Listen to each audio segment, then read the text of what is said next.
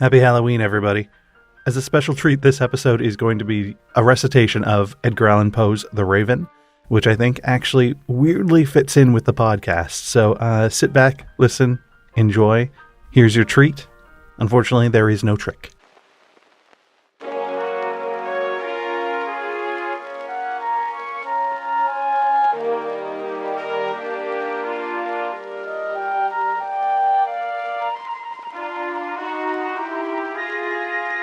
Periodically Productions presents Fairy Tales for Unwanted Children.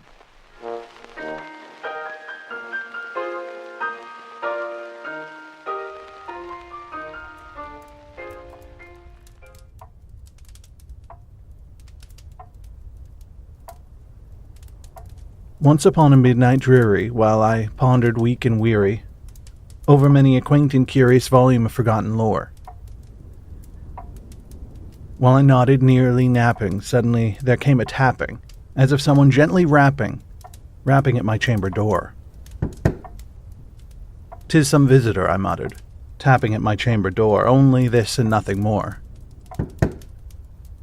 Distinctly I remember it was in the bleak December, and each separate dying ember wrought its ghost upon the floor. Eagerly I wished the morrow. Vainly I had sought to borrow from my book surcease of sorrow, sorrow for the lost Lenore. For the rare and radiant maiden whom the angels name Lenore, nameless here forevermore. And the silken, sad, uncertain rustling of each purple curtain thrilled me, filled me with fantastic terrors never felt before. So that now, to still the beating of my heart, I stood repeating, "'Tis some visitor entreating entrance at my chamber door. Some late visitor entreating entrance at my chamber door. This it is, and nothing more." Presently my soul grew stronger, hesitating then no longer. "Sir," said I, "or madam, truly your forgiveness I implore. But the fact is I was napping, and so gently you came rapping, and so faintly you came tapping at my chamber door, that I scarce was sure I heard you." Here I opened wide the door.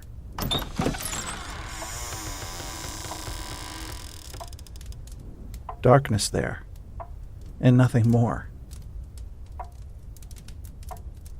Deep into that darkness peering, long I stood there wondering, fearing, doubting, dreaming dreams no mortal ever dared to dream before. But the silence was unbroken, and the stillness gave no token, and the only word there spoken was the whispered word, "Lenore?" This I whispered, and an echo murmured back the word, "Lenore." Merely this, and nothing more. Back into the chamber turning, all my soul within me burning, soon I heard another tapping somewhat louder than before. "Surely," said I, "surely that is something at my window lattice. Let me see then where thereat is, and this mystery explore. Let my heart be still a moment, and this mystery explore. 'Tis the wind, and nothing more." Open here I flung the shutter, when, with many a flirt and flutter, in there stepped a stately raven of the saintly days of yore. Not the least obeisance made he, not a minute stopped or stayed here, but with the mien of lord or lady perched above my chamber door. Perched upon a bust of Pallas just above my chamber door. Perched and sat, and nothing more. Then this ebony bird beguiling my sad fancy into smiling by the grave and stern decorum of the countenance it wore. "Though thy crest be shorn and shaven, thou," I said, "art sure no craven. Ghastly, grim, and ancient raven, wandering from the nightly shore, tell me what thy lordly name is on the night's Plutonian shore." Quoth the raven, "Nevermore." Much I marveled this ungainly fowl to hear discourse so plainly, though its answer little meaning, little relevancy bore, for we cannot help agreeing that no living human being ever yet was blessed with seeing bird above his chamber door. Bird or beast upon the sculptured bust above his chamber door with such a name as Nevermore. But the raven, sitting lonely on the placid bust, spoke only that one word, as if his soul in that one word he did outpour. Nothing farther than he uttered, not a feather than he fluttered, till I scarcely more than muttered, Other friends have flown before. On the morrow he will leave me as my hopes have flown before. Then the bird said, Nevermore. Startled at the stillness broken by reply so aptly spoken. Doubtless, said I, what it utters is its only stock and store, caught from some unhappy master, whom unmerciful disaster followed fast and followed faster, till his songs one burden bore. Till the dirges of his hope that melancholy burden bore of never, nevermore. But the raven, still beguiling all my fancy into smiling, straight I wheeled a cushioned seat in front of bird and bust and door. Then upon the velvet sinking, I betook myself into linking fancy unto fancy, thinking what this ominous bird of yore, what this grim, ungainly, ghastly, gaunt, and ominous bird of yore, meant in croaking, nevermore. This I sat engaged in guessing, but no syllable expressing to the fowl whose fiery eyes now burned into my bosom's core.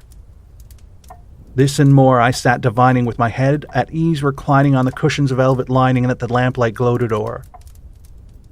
But whose velvet violet lining with the lamplight gloating o'er, she shall press, nevermore. Then methought the air grew denser, perfumed from an unseen censer swung by seraphim whose footfalls tinkled on the tufted floor. Wretch, I cried, thy God hath lent thee.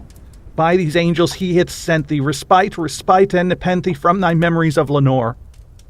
Quaff, oh quaff, this kind nepenthe, and forget this lost Lenore. Quoth the raven, nevermore. Prophet, said I, thing of evil, prophet still, if bird or devil. Whether tempter sent or whether tempest tossed thee here ashore, desolate yet all undaunted, on this desert land enchanted, on this home by horror haunted, tell me truly, I implore. Is there balm in Gilead? Tell me, I implore. Quoth the raven, nevermore. Prophet, said I, thing of evil, prophet still of bird or devil, by that heaven that bend above us, by that God we both adore. Tell this soul with sorrow laden, if within the distant Aidenn it shall clasp a sainted maiden whom the angels name Lenore. Clasp a rare and radiant maiden whom the angels named Lenore. Quoth the raven, nevermore. Be that word our sign of parting, bird or fiend, I shrieked upstarting. Get thee back into the tempest and the night's Plutonian shore. Leave no black plume as a token of that lie thy soul has spoken. Leave my loneliness unbroken, quit the bust above my door. Take thy beak from out my heart, and take thy form from off my door. Quoth the raven, nevermore. And the raven, never flitting, still is sitting, on the pallid bust of Pallas just above my chamber door. And his eyes have all the seeming of a demon's that is dreaming. And the lamplight o'er him streaming throws his shadow on the floor. And my soul from out that shadow that lies floating on the floor shall be lifted nevermore.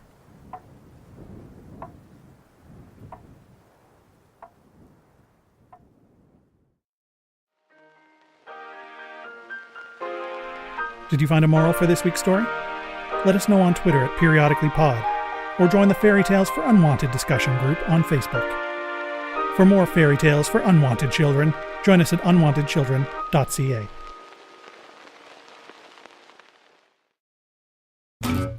So